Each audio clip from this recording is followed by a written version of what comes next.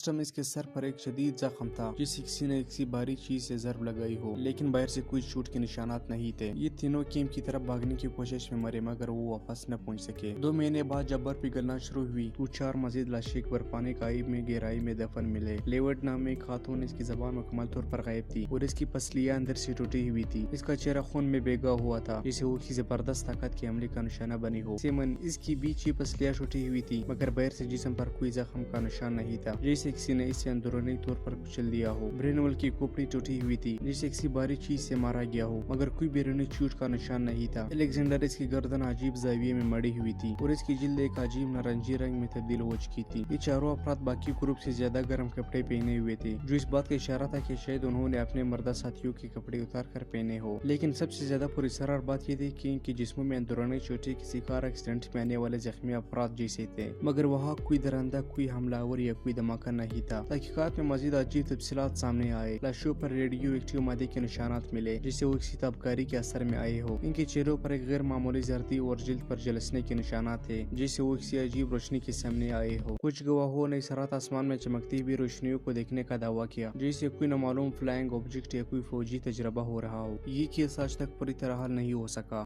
اس کے بارے میں آپ لوگوں کا کیا خیال ہے؟ کیا یہ کسی خفیہ فوجی ہتھیار کا تجربہ تھا؟ کیا یہ کسی خلائی مخلوق کی طاقت تھا؟ کیا یہ کسی خلائی مخلوق ایلینز کا طاقت تھا؟ یا پھر یہ قدرتی آفت، برفانی طوفان یا لینڈ سلائڈ تھی؟ آج بھی دیتلو پاس کا واقعہ دنیا کے سب سے خوفناک اور پراسرار معمہ کے طور پر جانا جاتا ہے۔ روسی حکومت نے 2019 میں دوبارہ تحقیقات شروع کی مگر کوئی حتمی جواب نہ مل سکا۔